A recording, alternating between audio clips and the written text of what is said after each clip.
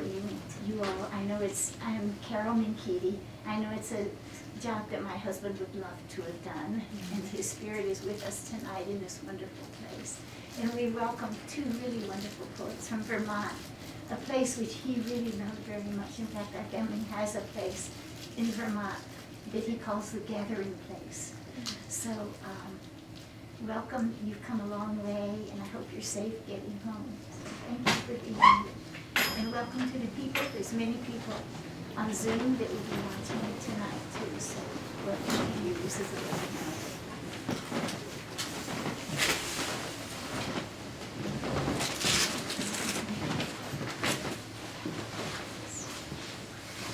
Just jump in? Yes, sir. No, 1 second. We have someone giving introductions. Oh, okay. So I can do it from here. Right, come up to the Okay, come up. Oh, okay, whatever you say. Hello, my name is Tiara. I will just be doing the introductions tonight. First off, it is my pleasure to introduce Ralph Culver.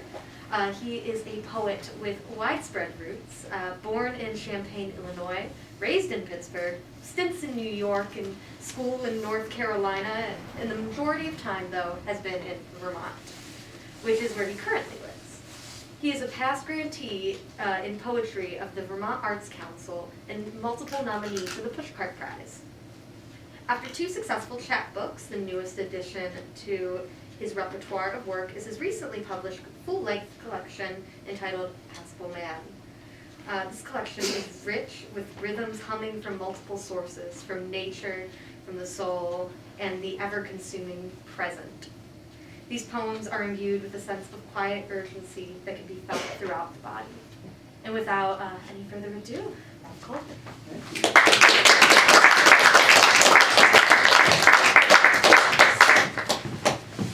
Well, thank you for that lovely introduction. And I want to thank you all for coming tonight, staring down the nor'easter in the face. James, thank you for arranging this. It's really wonderful to be here in this cathedral of world poetry. I'm going to start by reading a poem by someone else, which is what I traditionally do when I read, and that gives me, I'm going to read a poem by Seamus Heaney, and that gives me a chance to tell my only good Grolier bookshop story that's probably worth retelling. I was in this store. It might have actually been the first time that I was in this store. It was probably like in the late 1980s. And I was just browsing, hanging out, being sort of blown away by all the wonderful stuff. And suddenly the door opens and in rolls Seamus Heaney. And of course he was instantly recognizable to me, and and he went immediately over to the register and started talking to whoever, the proprietor or whoever at the time. Again, this is like 35 years ago or something. And so I was kind of like inching closer just to hear what Heaney was talking about. And now I've been in a few pubs in my day, and I've heard a few patrons talking with the proprietor about their bar tab. And it was a long time ago, but I'm pretty sure that I remember pretty clearly that he was talking about his tab here at the Grolier. So I'm going to start with a poem by Seamus Heaney. This is called Digging. You may know it. It's pretty well known, but I think it's good for good poem to start the reading off with. Digging by Seamus Heaney. Between my finger and my thumb, the squat pen rests, snug as a gun. Under my window, a clean, rasping sound when the spade sinks into gravelly ground. My father digging. I look down till his straining rump among the flower beds bends low, comes up 20 years away, stooping in rhythm through potato drills where he was digging. The coarse boot nestled on the lug, the shaft against the inside knee was levered firmly, He rooted out tall tops, buried the bright edge deep to scatter new potatoes that we picked, loving their cool hardness in our hands. By God, the old man could handle a spade, just like his old man. My grandfather cut more turf in a day than any other man on Toner's Bog. Once I carried him milk in a bottle, corked sloppily with paper. He straightened up to drink it, then fell to right away, nicking and slicing neatly, heaving sods over his shoulder, going down and down for the good turf, digging. The cold smell of potato mold, the squelch and slap of soggy peat, the curt cuts of an edge through living roots awaken in my head. But I've no spade to follow men like them. Between my finger and my thumb, the squat pen rests. I'll dig with it.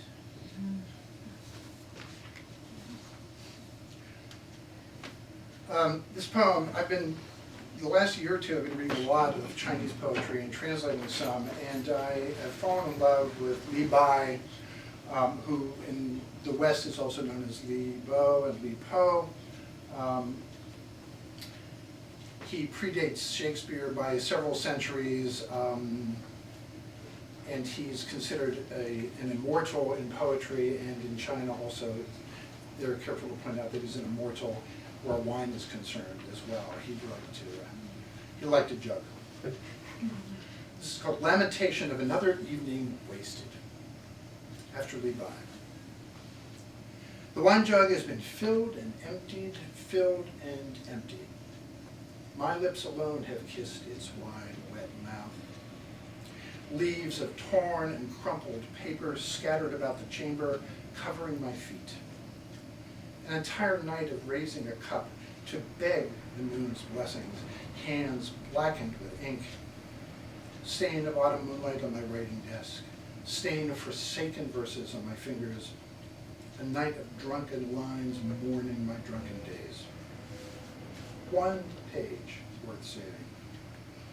If I thought I could make it back to my room, I would drag my body down to the banks of the Yangtze in the awakening dawn and let this single sheet set sail on its waters under the branches of the red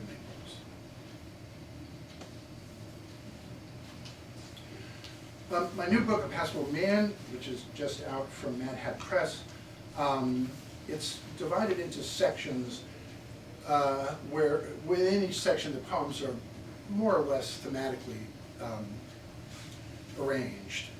And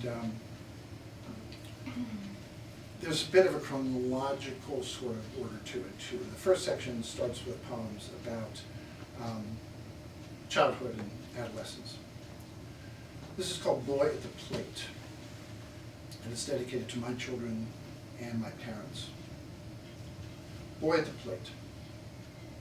Spread, the boy's legs are unsteady as tent poles in a squall. It is useless to tell him I know what this is. Waiting on someone who seems as near as the end of his reach to give him his chance at shame. That he hardly believes it is himself.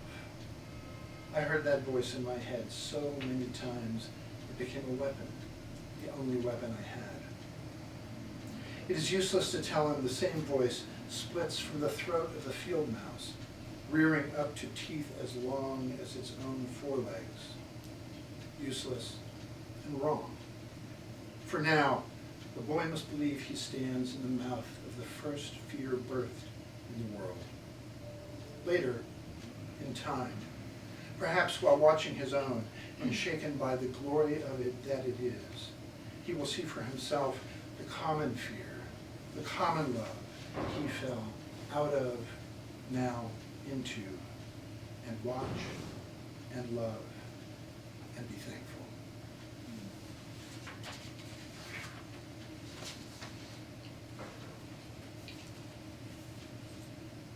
Fill up.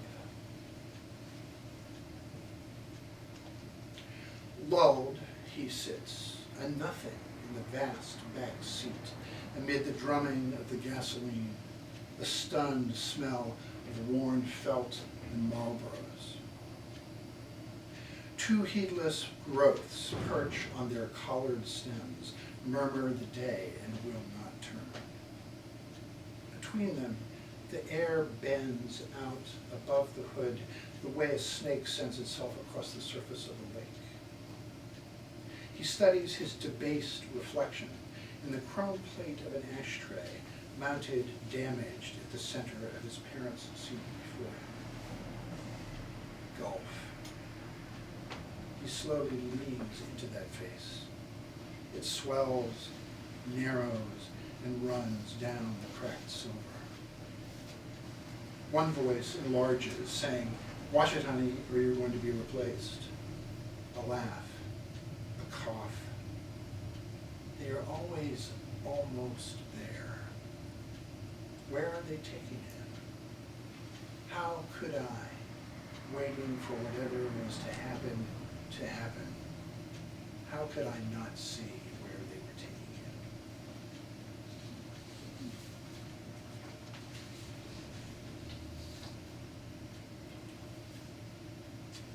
This poem's called Dancing Down Broadway with My Bottle of Brandy.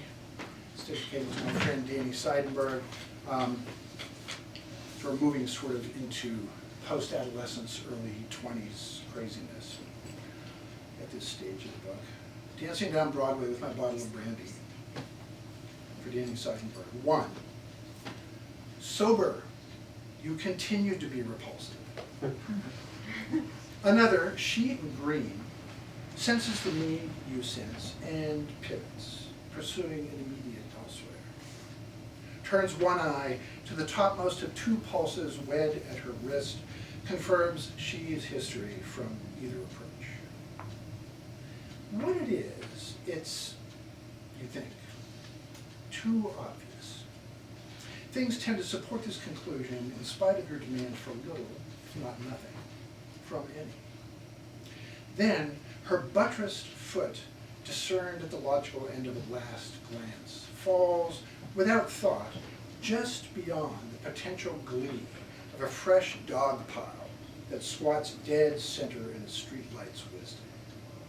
You think of vaudeville and several Eastern religions. You think life is basically stupid.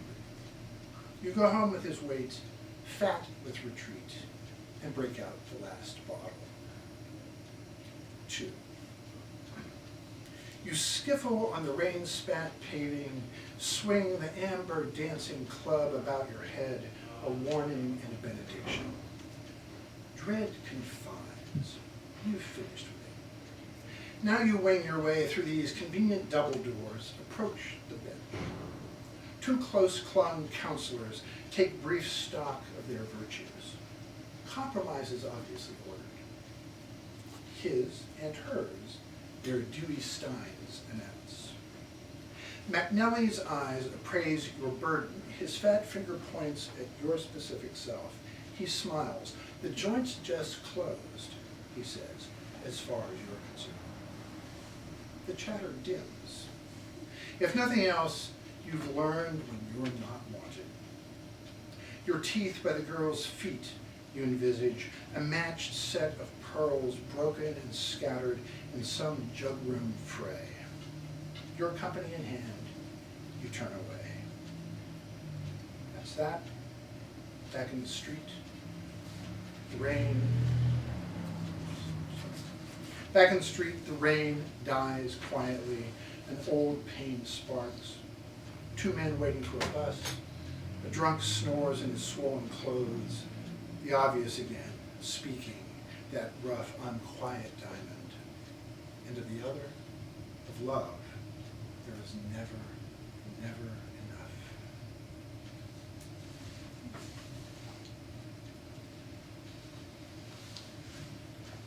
The dress.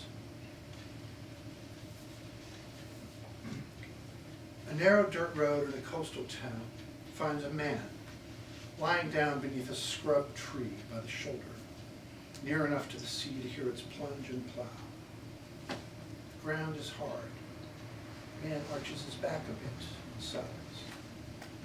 Across his face and chest rests the shadow of the tree, It trembles barely, and the man, doing his best to create a more forgiving place, tries to imagine the shade in the scrub tree as something else. But the shade slipping over him lightly becomes a black dress the tree might just have stepped free of, and the breath of the sea at his ear as a lover's sleep.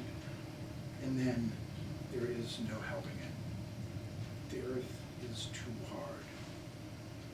Though he can't move quite yet, the man is walking in himself, already down this road that leaves him now under the folds of the dress.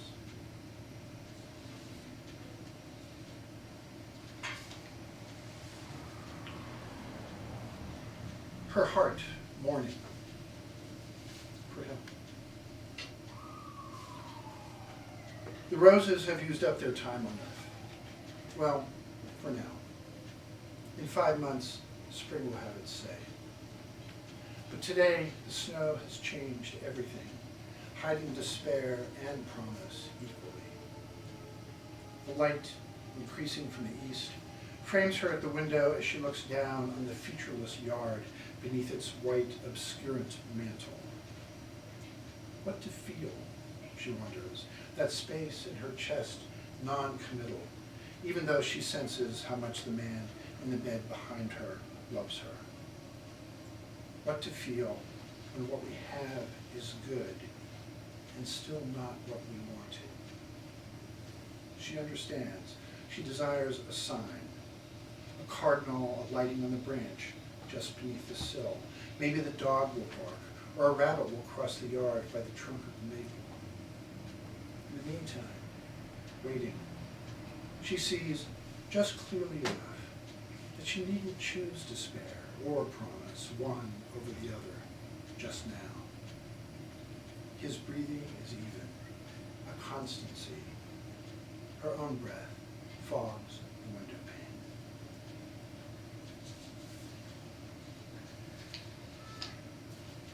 This poem is called Koan of a Sort.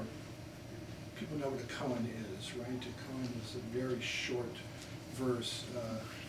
It's sort of characterized as like a rap on the forehead to wake you up in Zen Buddhism. Koan of a Sort. The sounds of water as she rises from her bath while I slice bread in the kitchen. How can I still feel sorry for myself?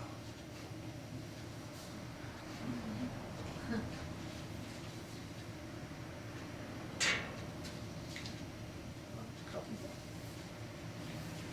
This poem is called The Misunderstanding.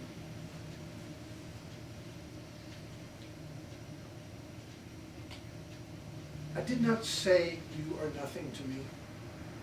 I said the hummingbird, the anglerfish, are not amazed at themselves. I did not say I have forgotten you, but that every day a man finds more things that trouble him.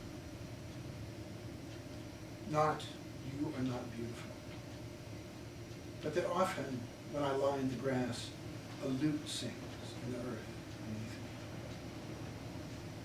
me. Not I regret, but that I stare at these keys I carry in my pocket and think of the narrow bones I once turned over in the garden. Not I never loved you, but you are all you have.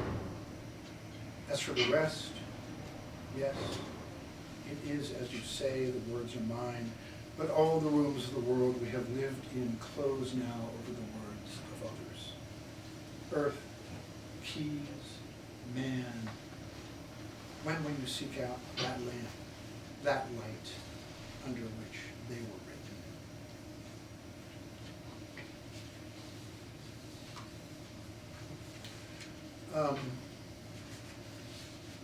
And to sort of end this section, field in winter, and you might recognize the line from Tennyson that sneaks in here. Field in winter. I had thought what a poor thing it was to have loved and lost. Yet in some part of me, I am wishing him well, the man in your bed tonight. The care of your happiness now entrusted to him. And the tracks in the snow, they mark both distances, from and to. The new snow will come. What happens then, any child knows. No evidence of our passing.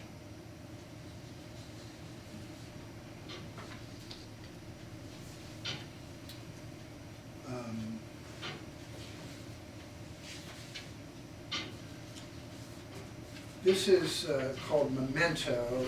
It's dedicated to Erhard Manka. He was a good friend of mine whose father had died. And it was a difficult time with that. The poem is called Memento for my friend, a carpenter, whose father has died. When you are in your car driving the darkening road and a sadness strikes you, when the lost face rises from the shatterings of rain that uncoil a pale longing across your path, when you are eating your cold lunch by the half-finished houses, and something leaves you, and you take up the handle of the hammer and close your grip on it, slowly, slowly. When in a moment, there's the sea change, a draining of blood salt that harrows your eyes to fire and water, and your cupped hands await something that never comes. Remember, do not ever forget that the road you take is taking you under the quavering stars, that the rain is a thing you wear in your hair, like dew crowning the trees in summer, that the houses are patient, the nail is straight, the hands are in no need of waiting, that your eyes are the Father, they are of the world and are not, and their seeing bears you across the world and the water to witness what all is not lost.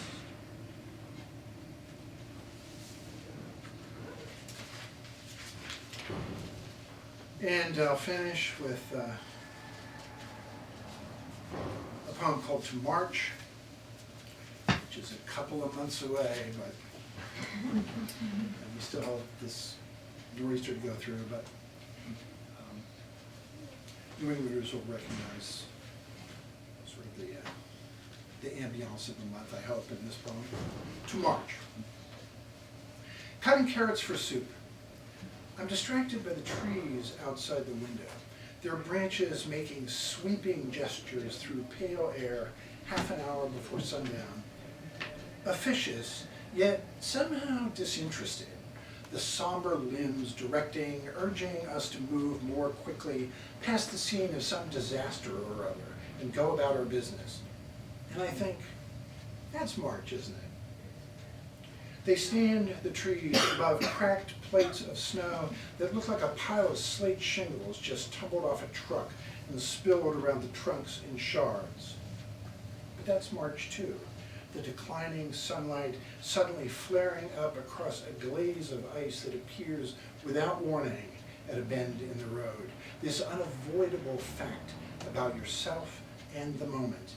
And you realize, as you turn the steering wheel smoothly into the skid, that you are at ease with the prospect of any possibility. Everything in the bed shifts as you hit dry pavement and then goes cascading. The whole load thunders overboard. But you've stopped. Stopped. Somehow you're on all four tires. And when you climb out of the cab, there is the wind. That storied, oft venerated wind moaning and clawing at your throat. A lover who wants you, or wants you dead. Maybe both. Probably both, I think. Looking across the snow crust, gathering murk as dusk settles in. Winter each day just a bit more distant. Each day itself just a bit longer and brighter than the last. And return to the comfortable heft of the knife, the kitchen sweetened by steaming broth, and promise. Another seeming catastrophe survived.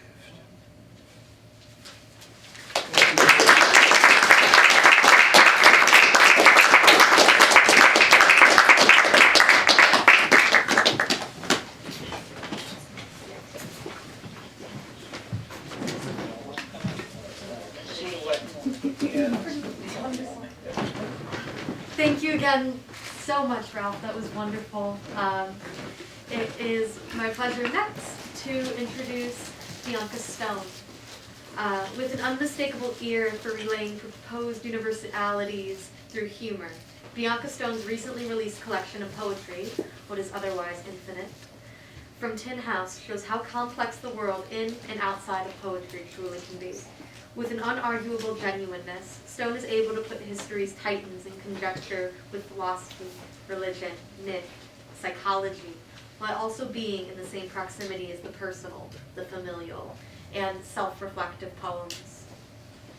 An incarnate of poetic energy, she is also the creative director of the Ruth Stone House in Goshen, Vermont.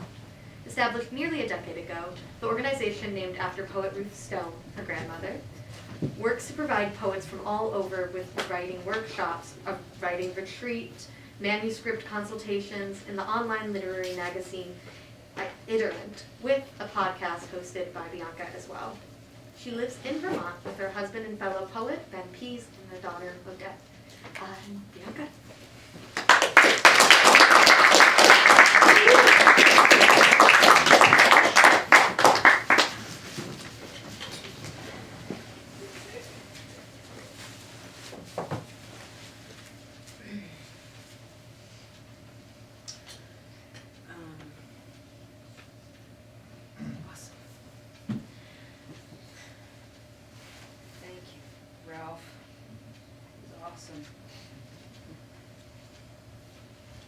I just drove here from Vermont,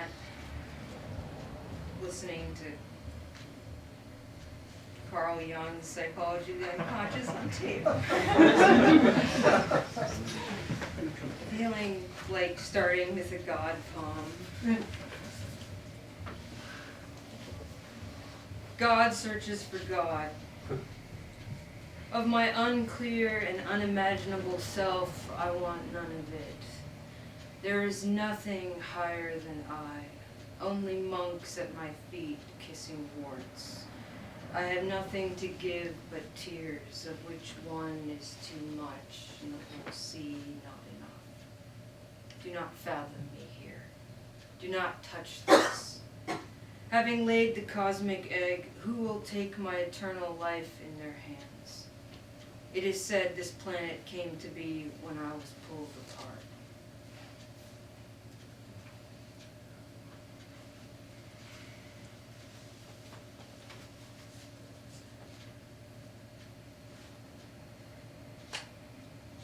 Marcus Aurelius.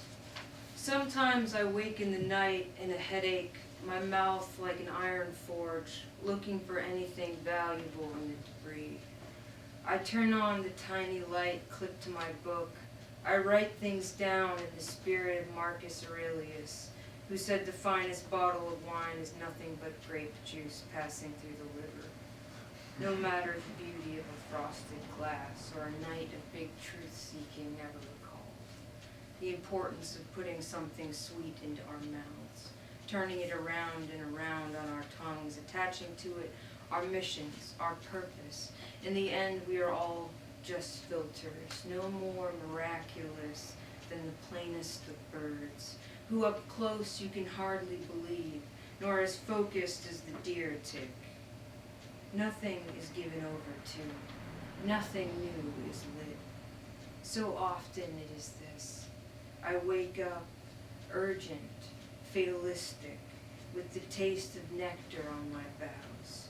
I replay on a loop my one stoic consistency, my middle of the night vow, that I will start tomorrow the essential dismantling of how I live.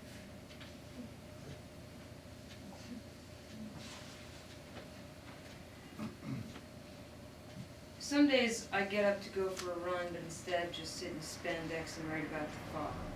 It's the fog lifting or the trees rising? Who cares? Nature transfers her blood into the air. We are her trans fat, her lung cancer, her addiction. Some days I get up early to write, but instead clean. The great lie that I'm doing something. The horrible way ketchup keeps still bright. Beer cans lined up on the porch railing. It is the end of summer. The insects are at their biggest. They bang and thrum against the screens, maniacs giving their last hurrah. I creep around like Nancy Drew with my hunch and no real proof. All things feel preordained, repeated. My body is numb, without anticipation. I sit in the lobby of someone else's potential, thinking it is my own. I go about my day, convinced I am immortal.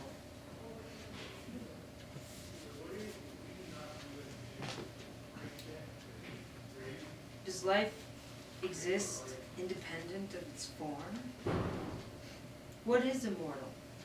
And if it is immortal, how is it that it has an incurable disease and wanders around a total aberration, mutant, while the catamount vanishes from the species?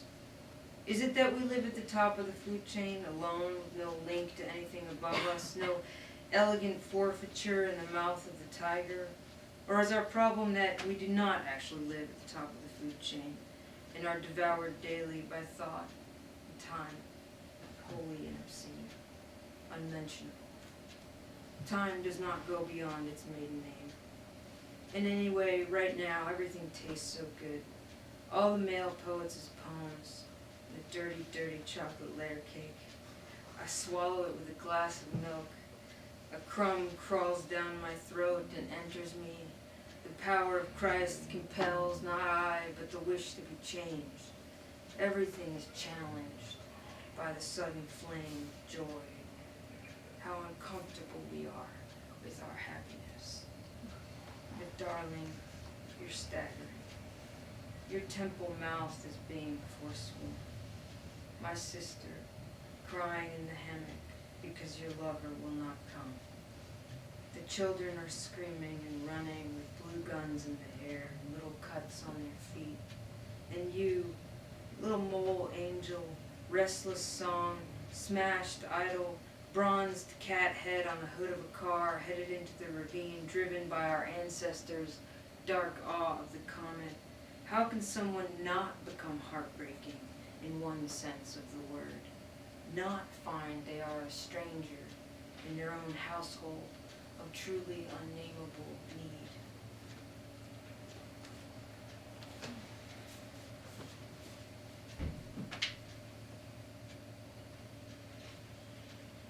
It's distracting to me in here because I just want to look up. And poetry books have like such small spines, you really gotta get in there. I'm so excited to buy some books.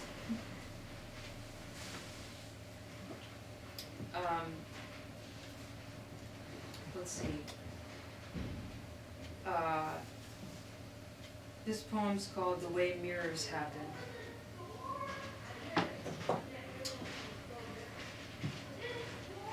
Going up the stairs of your house with laundry, like one of the washers of the Magdalene asylums for fallen women, you pass the tall, always unclear mirror and glance quickly at yourself, meeting your eyes like a waitress commiserating by sight with the only other waitress at the steakhouse of off-duty men.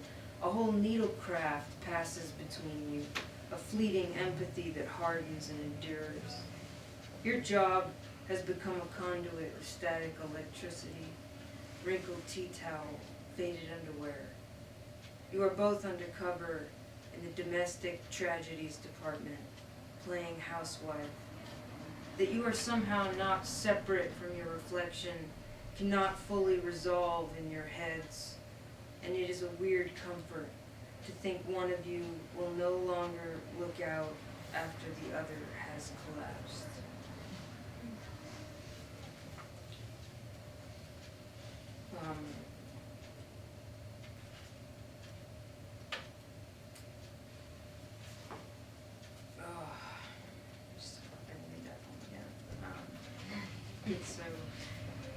I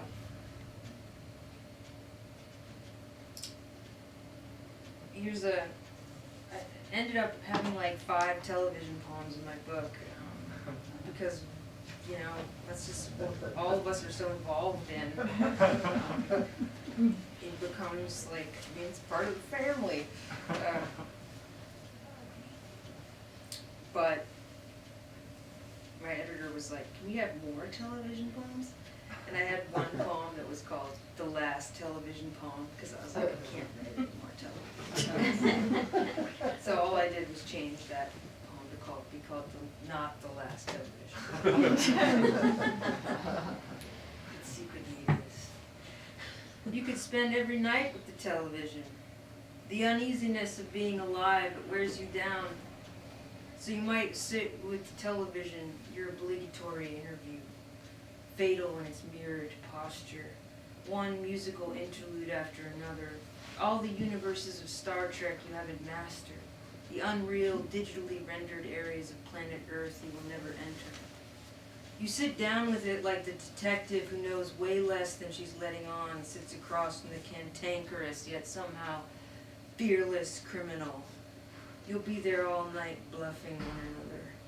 You could spend a lifetime eating dried fruit, nuts, and wine, like an apostle, resentful of the flock and its huge vision, and not even fight the urge to be given a better story, with all its core crew immortality and moral surrender. You'll accept it, sit down as an equal in its light, sit like a painting that faces a window, try to cancel each other out.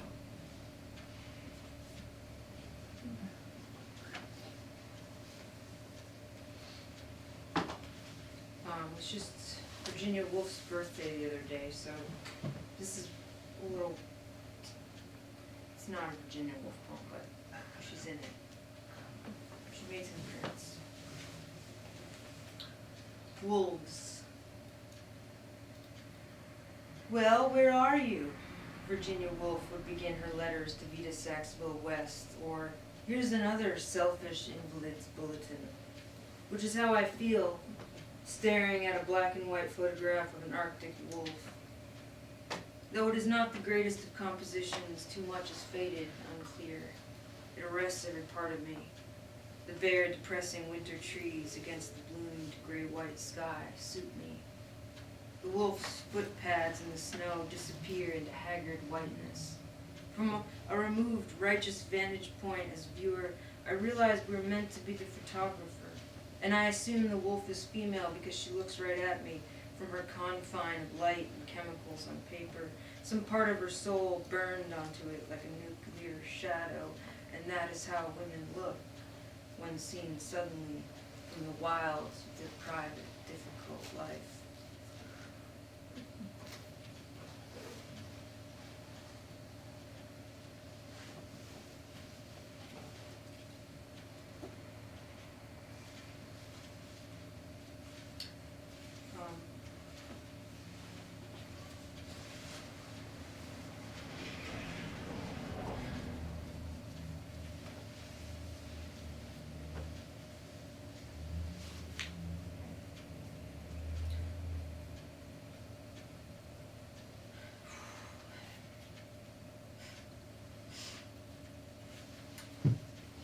This poem is called The Infant's Eyes. And it's about that bizarre thing that happens when you have a child and then all of a sudden they're obsessed with you and they look at you. And it's like, one just isn't used to being looked at in the eye very often. And so I wrote a whole poem about it, that's how intense it is. So, The Infant's Eyes. Now that I too am the terrible witness to the ovum, and I have been wrestled to the ground with her fresh bread and dirt breath, and have been the laughing maniac of motherhood, now I will always go, rise, to see what is wrong, like a cardinal to the Pope. Whenever something sounds from upstairs, I'll rush up, or out, or in, to see what is what, whether anyone is hurt or in need. And will putter back to continue the leftover, saggy, and unreal job aging towards benediction. Now, when I bite into the tied-off end of a sausage, it reminds me of her umbilical cord, as the eyes of the mice in my kitchen remind me of her eyes, and the unclearness of the birthing room. When the mice watch me storming about, slamming dishes, it reminds me how her infant eyes began to follow me when I paced the little horrible apartment we were living in when she was born, an apartment that reeked in the hallway of cigarettes, and the neighbor was always screaming at her boyfriend that he was making her fat because he didn't love her enough, and he would hang out of his window smoking a bowl saying, "Jesus fucking Christ." And those were the days when my baby began following me with her eyes, when I, neurotic about her breathing, noticed her noticing me. And I realized I'd never been looked at like that before, as if the sky had ripped off a strip of its blue and a massive face looked through at me. I froze under her dispassionate infant stare, her twin black crystal balls fully focusing on me, surveying like an ancient god the status of evolution's latest results, making what could only be her Edenic judgments.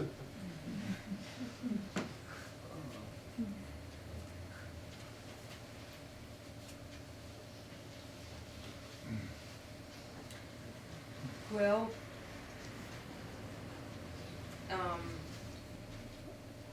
so,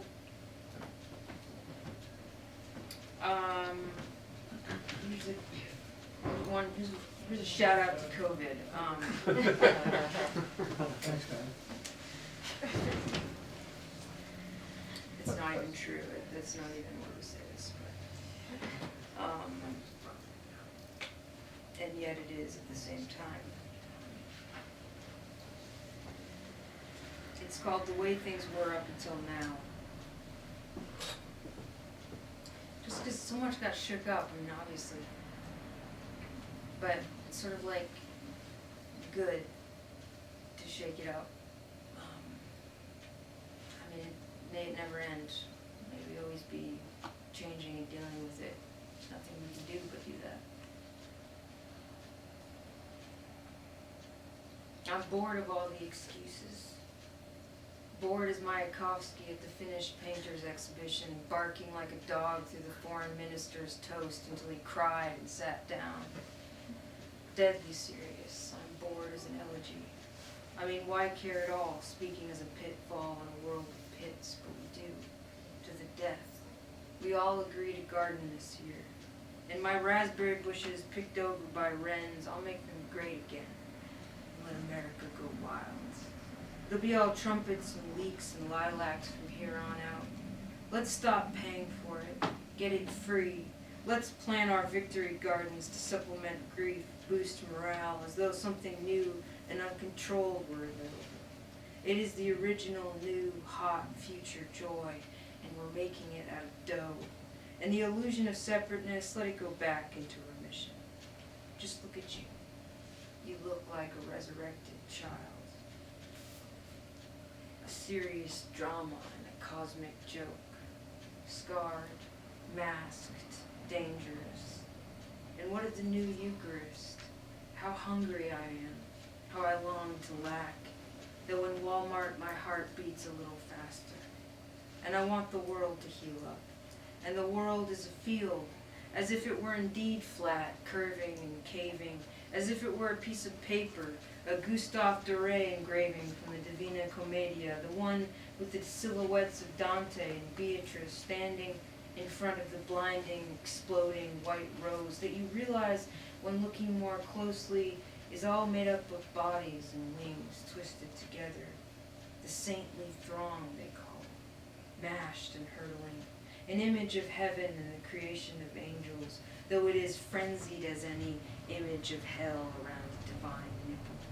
Odin's lost eye in the well, the drain to the other side, joy that gets more frantic the more you try to quiet it down.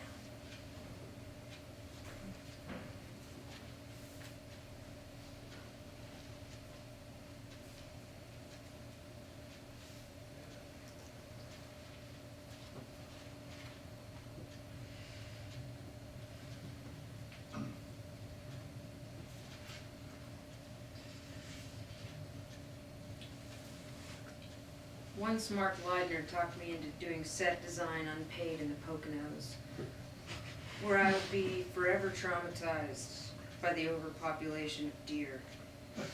Growths on their bodies and bald patches, limping and scarred from being hit by cars, and the one the crew called Jawbone. They kept coming around because its jawbone was hanging off its head unusable, while the body wasted away. And I brought it out mashed potatoes, and it lapped it up with a long tongue. We had to fire the creepy sound guy, who was clearly on drugs, and I found a big plastic gallon of Dewar's in the Airbnb cupboard, and a guitar, and got drunk alone on the deck of the cabin, amazed no one would join me. I woke in the middle of the night from my usual routine of self-hatred, until I realized how excruciating it all was, and instead wrote down on the set schedule, remember how good it feels to be good to yourself. Carrying it around with me ever since, hoping I will.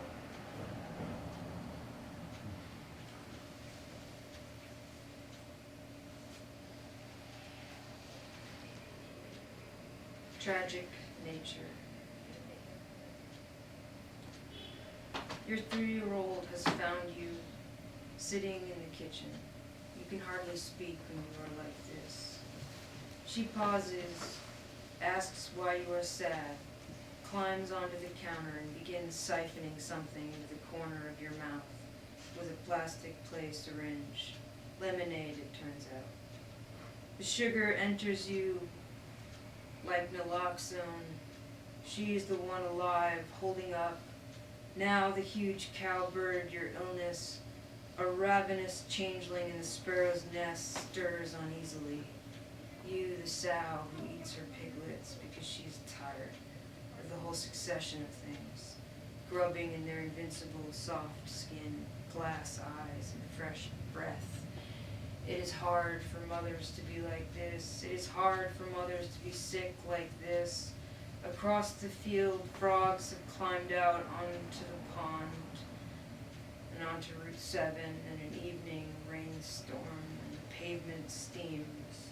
The frog silhouettes fling left and right like a child's wall decal into the evening traffic. Long stream of twin, bright spotlights. Their lives are brief. The road the next day is littered with them. The smashed, twisted bodies of young frogs. I'm just gonna end here. On In Absence, This Unknowing. And thanks so much for coming to this live reading, which is the first live reading I've given with the book, so it's very special. Thank you, Ralph, so much, and James for inviting me.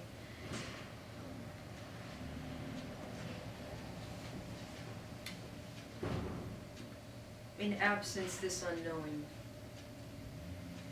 When you leave, faceless old lover, element I have tried for so long to explain, I will be suspended between 2 large stones, for a moment thinking you were good, before I am revived.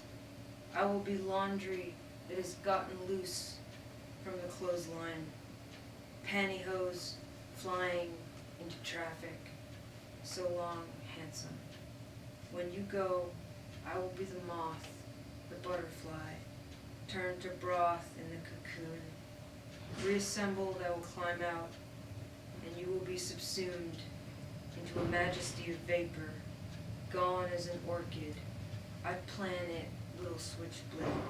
I will it, strand of sweet spittle, endearing idiot I made out of mud and loss. You, whose shelf life is 0. You, who keep me from totality and the small sum of what is otherwise infinite.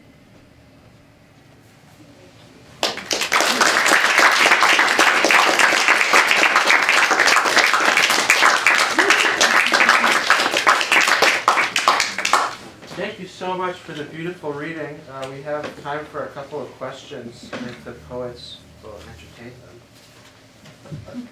Does anyone have any questions?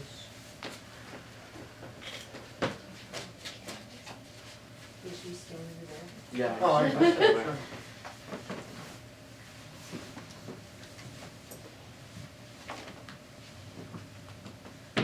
I have a question.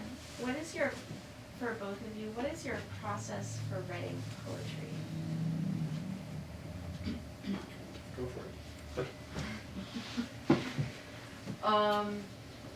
I just did a meme about this where it was Quentin Tarantino just staring at the wall, looking depressed.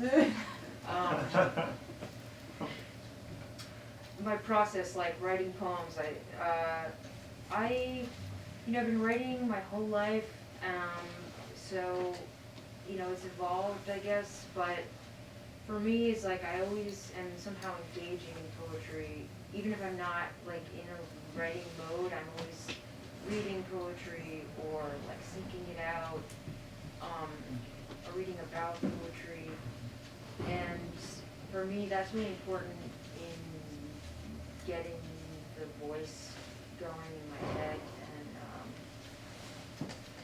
I try and write, when I had Odette, I didn't really write any poetry for like a year. I mean, that happens. But I try and write, every week something, I journal, and just being active in your mind, keeping poetry there. But like working on a book, it's a lot of going through old drafts, and that always stimulates new poetry for me. So editing, it's always about like, kind of like opening your folder and being like, oh yeah, I forgot I wrote that poem, and working on it, or you're like, this is terrible, I'm throwing it away. And writing new poems, yeah. One of the things that I've noticed is that for me, the process has changed a lot from my youth to today. When I was, when I was in my teens and 20s and even my 30s, I just felt like, when is, like somebody's gonna hit me at the side of the head with a frying pan or something like that. Like I've got to be really happy or really furious or some kind of, in some kind of extremity of emotion or something like that to be able to sit down and write. And what I've learned as I've gotten older is just sit down and write. Don't wait for something to come. It's something that I've done the last couple of years that has been really valuable was that I joined an online group where you have a commitment to write something every day, even if it's just a couple of words. And you have a group of people with whom you share whatever it is that you write. And there's there's no critical back and forth, there isn't any of that kind of, shit at all. It's just, you have a group of people that you're responsible to, they in turn are responsible to you. You write something every day, you share it with them. They write something every day and share it with you. And, I fail in that process sometimes, but one of the things that I've noticed is that it's, that anything can come out of it. And sitting down and just doing it is incredibly, incredibly important. I don't feel like I did in my younger days when I thought of, somebody's gonna sort of sneak up behind me and smack me. Yeah, I have an email thread with a close friend that's similar, where we just send each other poems. We try to do it every day, but having like one person do that with their words, it's not about critique, it's just about, oh, I love that poem. Right. It makes me want to write a poem, I'm jealous, I just did it this morning. I just wrote a poem, sent it to her, I didn't even read it. That's how much I trust her, I'm like, I don't care, I can send her bad poems. We have a question from the Zoom audience, and they ask who your favorite poets with a sense of absurd/humor are. Jam State is Yes, one of the best. wonderful. Yeah. Bob Hickok, I like very much in that respect. Thomas Lux, bless his heart, who is no longer with us and was taken far too soon. Just somebody else I think of. Yeah. I'm trying to think of a woman that's absurd. I think Bernadette Mayer has some great Mhm. absurdity to her writing. She's so wonderful. I love the absurd. I feel like it's crucial. I mean, it's in a lot of people's poetry, but some people utilize it more than others. Yeah. But I think Tate's the top.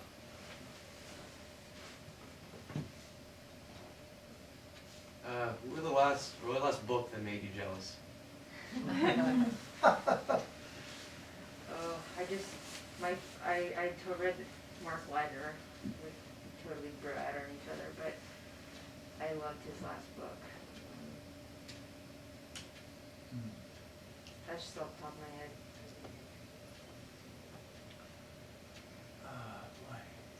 So you're like, nobody makes me jealous. No, it's not. I don't know. Jealousy is. I sort of feel like I just want to go. Nice job. You know. Joan Elshire's latest book is wonderful. It's got some Vermont poets in my head right now. I think Louise Glick's book is wonderful. There's a couple of them. We're not really going to tell you who made us jealous. Expect nothing less. That's private.